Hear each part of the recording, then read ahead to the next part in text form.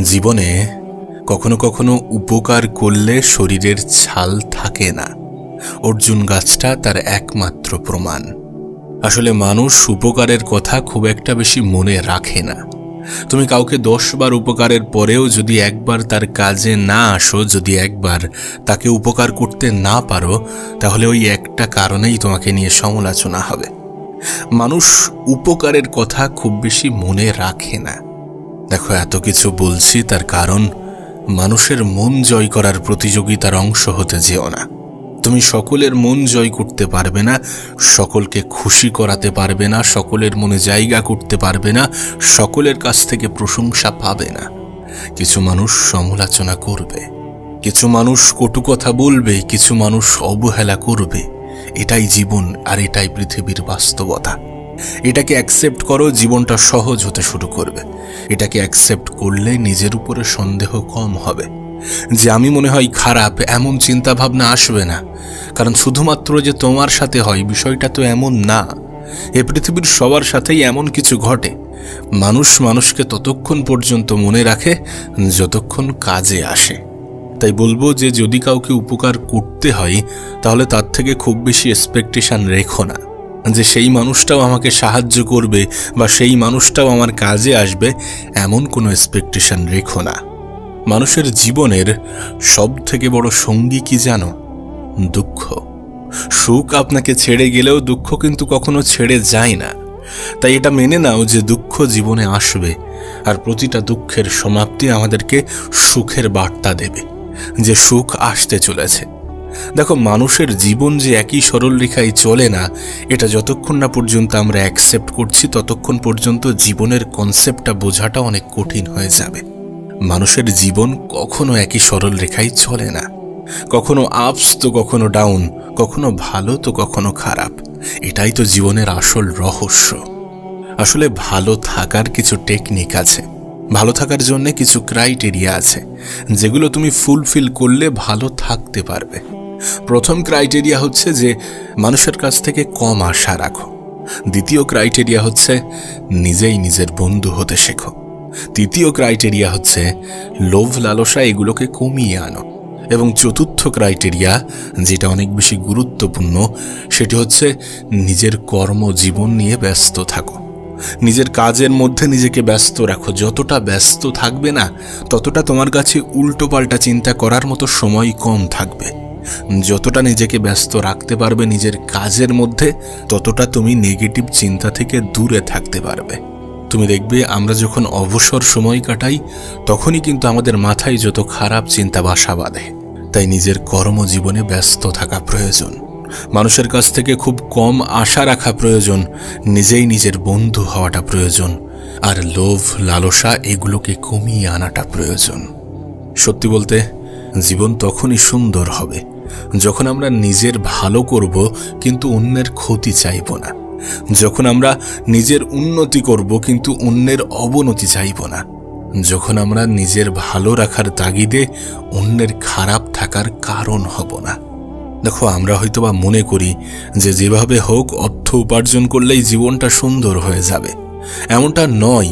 হ্যাঁ, এটা ঠিক যে অর্থের প্রয়োজনীয়তা আছে, কারণ অর্থ মানুষের জীবনকে সহজ করে। হয়তোবা সুখের কারণ নয়, কিন্তু জীবনকে কিন্তু সহজ করে দেয়। আমরা যখন যেটা চাই তখন সেটা পাই, যদি আমাদের কাছে প্রয়োজন মাফিক অর্থ থাকে। তাই অর্থের প্রয়োজন, যথেষ্ট প্রয়োজন। কিন্তু আমরা যে মনে করি যে সুখের একমাত্র কারণই অর্থ, বিষয়টা কিন্তু এমন নয়। তোমাকে বলে বোঝাতে পারবো না। আমার জীবনে আমি এমন একজন মানুষের সাথেও পরিচয় হয়েছি, যেই মানুষটা বিনা কারণে হাসে, যার জীবনে কোনো অভিযোগ নেই, কিন্তু তার বাহ্যিক অবস্থান দেখে মনে হয় যে তার জীবনে অভিযোগ থাকা উচিত। যেহেতু আমাদের জীবনে এত কিছু থাকার পরেও এতগুলো অভিযোগ, তাই আমার মনে হয়েছিল যে তার জীবনে কিছু অভিযোগ তো থাকা উচিত। সেই মানুষটা আমাকে বলে, জীবন নিয়ে অভিযোগ করতাম যদি জীবন নিয়ে নিশ্চিত থাকতাম। যদি এমনটা হতো যে আমি 100 বছর বাঁচব, তখন আমার জীবন নিয়ে হয়তোবা কিছু অভিযোগ থাকতো। কিন্তু আমি জানি না কবে পৃথিবী থেকে চলে যাব। কি নিয়ে অভিযোগ করব? কি নিয়ে এত বেশি টেনশন করব? কি নিয়ে এত বেশি আফসোস করব? সত্যি বলতে, ওই মানুষটাকে দেখে আমি অনেক কিছু শিখেছি। কারণ ছাড়াও যে ভালো থাকা সম্ভব এটা বুঝেছি। ভালো থাকার জন্য যে কোনো ক্রাইটেরিয়া লাগে না এটা অনুভব করেছি। আমরা হয়তোবা মনে করি যে ভালো থাকতে এত কিছুর প্রয়োজন হয়, কিন্তু ওই মানুষটা আমাকে শিখিয়েছে যে ভালো থাকাটা একটা অনুভব, শূন্য অবস্থাতেও যেটাকে অনুভব করা যায়। দেখো, ছোট একটা অনুরোধ করতে চাই, লাইফে এতটাও সিরিয়াস হয়েও না যতটা সিরিয়াস হলে নিজের মাথায় নেগেটিভ চিন্তাগুলো বাসা বাঁধে। আসলে নিজেই নিজেকে একটা মন্ত্র শেখানোটা প্রয়োজন যে যেটা হবে দেখা যাবে, খারাপ সময় এসেছে তো কি হয়েছে, এই সময়টাও কেটে যাবে। আমরা কখন বলো তো নিজেদেরকে ছোট মনে করি, নিজেদেরকে দুর্বল মনে করি, নিজেদের উপরে সন্দেহ করি? যখন আমরা অন্যদের সাথে নিজেদেরকে গুলিয়ে ফেলি। আজকাল তো সোশ্যাল মিডিয়ার জেনারেশন, কাউকে একটা দেখছি তার লাক্সারি লাইফস্টাইল এবং আমরা মনে করছি যে আমাদের সাথে কেন নেই, আমাদের কাছে কেন নেই, সে অত সুন্দর জীবন কাটাচ্ছে, আমি কেন নই। মানুষ সৌন্দর্য দেখায় বেশি কিন্তু উপভোগ করে কম। যারা হয়তোবা দেখাতে ব্যস্ত থাকে তারা উপভোগ করতে পারে না। বিশ্বাস করো, এটা বাস্তব, এটা সত্য। যাদেরকে দেখে তুমি মনে করো যে মানুষটা ভালো আছে, সে দেখাতে ব্যস্ত যে আমি ভালো আছি, কিন্তু সে অনুভব করার হয়তোবা সুযোগ পাচ্ছে না। আর যারা সত্যি ভালো আছে সে অত দেখায় না, মানুষকে দেখানোর সে প্রয়োজনই মনে করে না। তার কারণ ভালো থাকাটা যে নিজের কাছে। তাই বলবো যে সোশ্যাল মিডিয়ার এই সকল ফাঁদে পড়ে নিজেকে কষ্ট দিও না। এটা একটা ফিল্টারের জেনারেশন, যেখানে প্রত্যেকটা মানুষ নিজের ভালোটাকেই প্রেজেন্ট করে। তুমি দেখবে কখনো কেউ কারোর নেগেটিভ জিনিসগুলোকে সোশ্যাল মিডিয়াতে হাইলাইট করে না। সবাই তাদের পজিটিভ সাইডগুলো তুলে ধরে, সবাই তাদের ভালো দিকটাকেই তুলে ধরে। আর আমরা তাদের ওই ভালো দিকটার সাথে নিজেদের সব থেকে খারাপ দিকটাকে তুলনা করি আর মনে করি যে আমাদের সাথে কেন নয়, আমরা কেন নই। আর তোমার মধ্যেও যে কিছু ভালো গুণ আছে, কিছু ভালো দিক আছে, সেটা হয়তোবা তার ক্ষেত্রে নেগেটিভ, তেমনভাবে কেন তুলনা করো না। ছোটবেলায় একটা গল্প শুনেছিলাম। গল্পতে উল্লেখ ছিল যে নদীর এপারের মানুষগুলো মনে করে নদীর ওই পারের মানুষগুলো ভালো আছে, আর নদীর ওই পারের মানুষগুলো মনে করে নদীর এই পারের মানুষগুলো ভালো আছে। অথচ হিসাব করলে দেখা যাবে যে প্রত্যেকেই নিজের নিজের জায়গা থেকে ঠিক আছে। আমরা যদি অন্যদের সাথে নিজেদেরকে তুলনা না করি, নিজেদেরকে গুলিয়ে না ফেলি, তাহলে দেখা যাবে যে আমরাও ভালো আছি। দেখো, যদি সত্যি তোমার মধ্যে কোনো দুঃখ কষ্ট থেকে থাকে তাহলে আমি বলবো যে অন্যদের সামনে প্রকাশ করতে যেও না।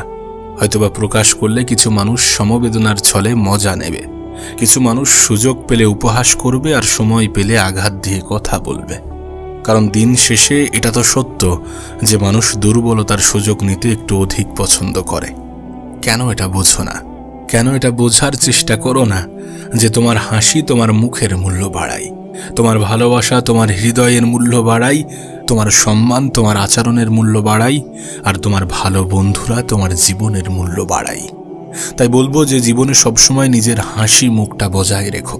সবসময় পরিস্থিতি হয়তোবা খারাপ থাকবে, হয়তোবা খারাপ আসবে, এটা ভেবেই নিজের মুখের হাসিটা বজায় রেখো যে এই পরিস্থিতিটা কেটেও যাবে। খারাপ সময়ের সমাপ্তিতে ভালো কিছুর সূচনাও ঘটবে। আর সংখ্যাই কম থাকুক, কিন্তু কিছু ভালো বন্ধু নিজের আশেপাশে রেখো। দেখো, এখন তো প্রয়োজনের নামই সম্পর্ক হয়ে গিয়েছে। তবে আমি তোমাকে শুরুতেই বলেছিলাম যে মানুষের কাছ থেকে একটু এক্সপেকটেশন কম রেখো। সম্পর্কটা তখনই সুন্দর হবে যখন আমাদের আশা এক্সপেকটেশন একটু কম থাকবে। সত্যি বলতে আজকের দিনে ভালো থাকার এই প্রতিযোগিতায় নিজেই নিজেকে বলা উচিত যে আমি ভালো আছি। কারণ আমরা নিজেরা নিজেদেরকে যেমনটা ভাববো, যেমনটা বলবো, যেমনটা বোঝাবো, ঠিক তেমনটাই হয়ে যাব। আর যদি সত্যি জীবনে কোনো আঘাত পেয়ে থাকো তাহলে বলবো যে আঘাত পাওয়াটাও তো জরুরি।